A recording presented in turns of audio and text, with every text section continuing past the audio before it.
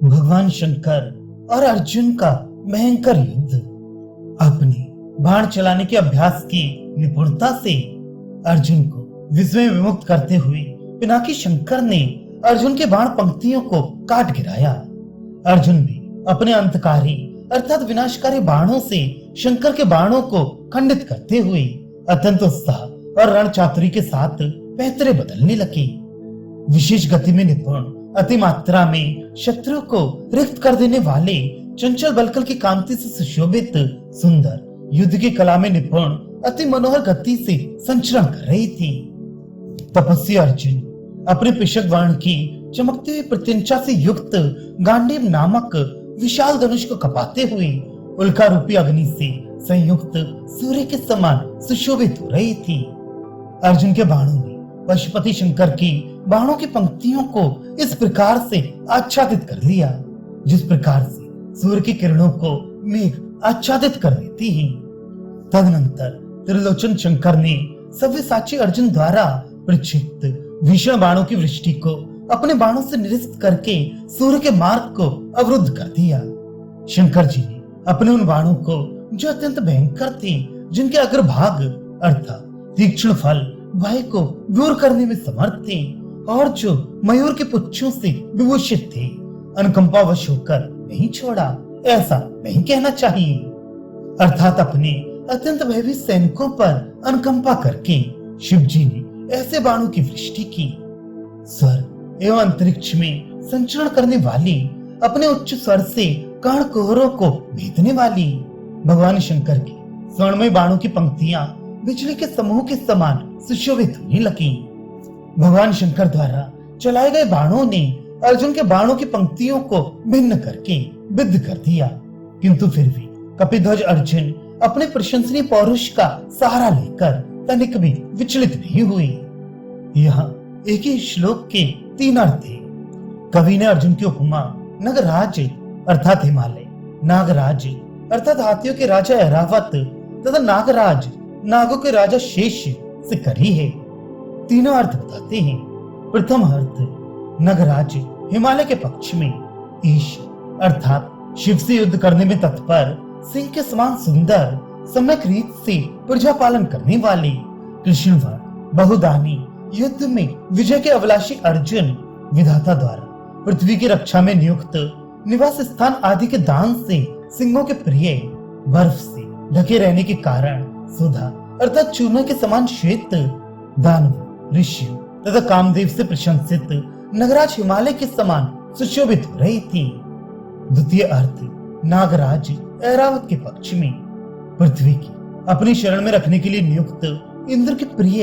अमृत के समान शील सदाचार से स्वच्छ शरीर वाले, दान की वर्षा करने वाले, युद्ध में विजय के अभिलाषी अर्जुन, जगती अर्थात पृथ्वी को क्षीण करने वाले, राक्षसों के साथ युद्ध करने में तत्पर, इंद्र के प्रिय, अमृत के समान श्वेत वर्ण वाले, मद वर्षा करने वाले एवं विजयाभिलाषी नागराज ऐरावत की भांति शोभा पा रहे थे। तृतीय अर्थ, नागराज शेष के पक्ष में, विधाता द्वारा पृथ्वी की रक्षा करने में नियुक्त, कृष्ण के प्रिय, वस्त्र अर्थात पृथ्वी में निबद्ध अथवा अमृतवत सच शरीर, दानव, ऋषि तथा लक्ष्मी द्वारा प्रशंसित अर्जुन, विधाता द्वारा संसार की रक्षा में नियुक्त, विष्णु के प्रिय, अमृत के प्रेमी, दानव, ऋषि तथा लक्ष्मी से प्रशंसित नागराज शेष के समान सुशोभित हो रही थी। भगवान शंकर द्वारा बाणों के काट देने तथा इस प्रकार अपने प्रयत्नों के विफल हो जाने से गांडीवधारी अर्जुन की इंद्रियों से क्रोध के मारे आग निकलने लगी। पीले वर्ण की जटाओं से विभूषित एवं अत्यंत क्रोध से महान तेज का विस्तार करते हुए अर्जुन उस क्षण देदीप्यमान औषधियों तथा जलते हुए दावानल से व्याप्त हिमालय के समान प्रकाश पुंज से परिपूर्ण दिखाई पड़े।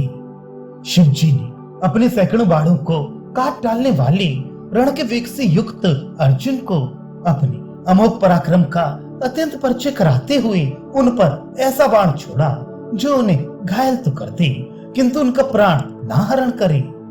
अर्जुन ने भगवान शंकर के धनुर्मंडल से निकले हुए उस बाण को, जो सूर्य मंडल से निकली एक किरण के समान था,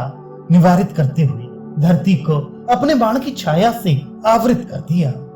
तदनंतर अचाक्षुष ज्ञान के विषय अर्थात एकमात्र दिव्य दृष्टि से ही गम में भगवान शंकर जी ने बड़े वेग के साथ एक बाण छोड़ा, जो अत्यंत हृदय विदारक शब्द करता हुआ उनके धनुष से बाहर निकला। उस बाण अर्जुन के असंख्य बाणों के समूह को काट कर फेंक दिया और फिर उसी क्षण विदारी, कखव, शरपुंखा एवं सुपारी आदि की घनी लताओं को चीरता हुआ वह आगे चला गया। अनेक दिशाओं से शीघ्रता के साथ बरसते हुए शंकर जी के भयंकर बाणों को अपने बाणों के समूह से रोकते हुए तथा दिशाओं को आच्छादित करते हुए अपनी विशेष गति के कारण अत्यंत चंचल मुद्रा में खड़े हुए अर्जुन को महर्षियों ने अनेक अर्जुनों के समान देखा। पृथ्वीपति अर्जुन के बाण विस्तार को प्राप्त होने लगे तथा शिव के बाण भस्म होने लगे। राक्षसों के हंता प्रमथगण अर्जुन के इस भीषण पराक्रम को देखकर क्या